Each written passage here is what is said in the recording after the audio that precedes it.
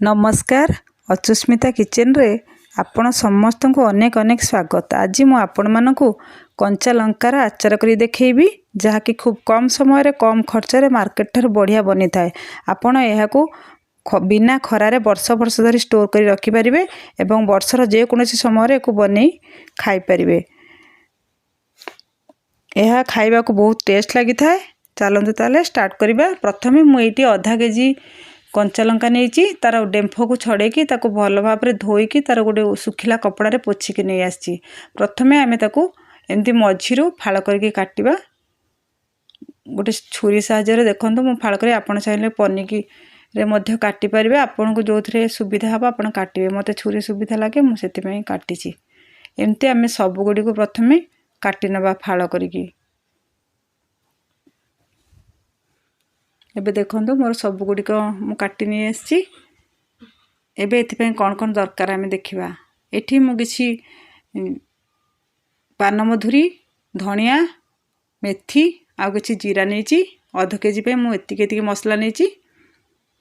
आ किछि सोरिष मध्य नेछि।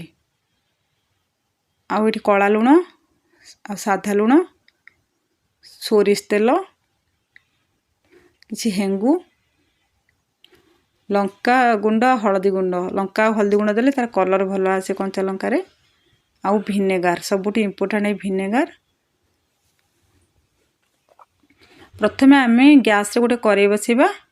तापरे आमे जो गोटा मसला रखिथिले ताकू कड़ाई रे दे देबा। देके आमे ताकू टिके भाजी नबा। पूरा बेसी भाजीबानी आमे ताकू हल्का भाजीबा। तार जस्ट कलर चेंज हे जिवो। ताकू लाल लाल पोडिला पर्यंत करके भाजीबानी। बाकी सोरिषटा आमे एबे देई नहांती।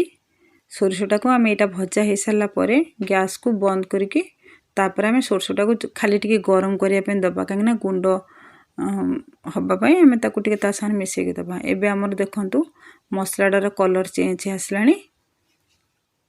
एबे आमे गैसटा को बंद कर देकी सेतरे सोरिष को दे दबा। देके आमे गोळेई दबा। तापरे आमे ताकू गोटे जार रे पूरे की ग्राइंडिंग करके नहीं आसीबा।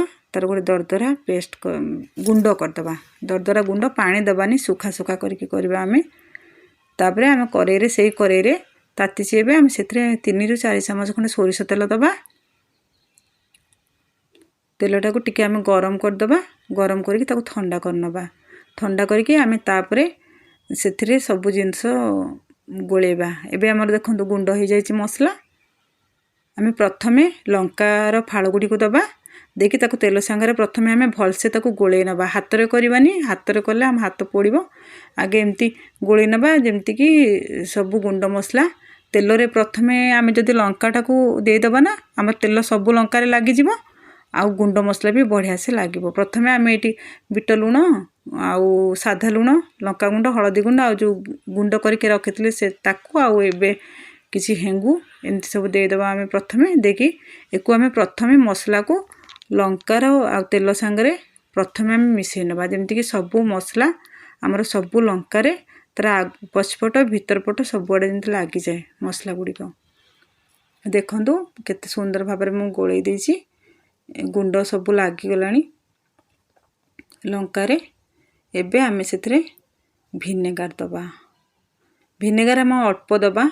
अल्प अल्प करके दबा। हमर केते लागुची देखिबा तापर आमे दबा। प्रथमे मु 3-4 ठिप देइची। तर ठिपी रे देखिकी आमे दबा केते लागुची। देखंतु हमर आउ लागिबो कारण जणा पडुची सुखा सुखा हेची। एठी आमे लेंबुर रस दबानी। लेंबुर रस देले आचार मार्केट परी लागिवोनी। जहा भी हेले टिके पिता आसीबो सेति पे मु भिनेगार नेची। ए देखंतु तापरे मोर आउ टिके दरकार हला सेति पे मु देची आउ टिके।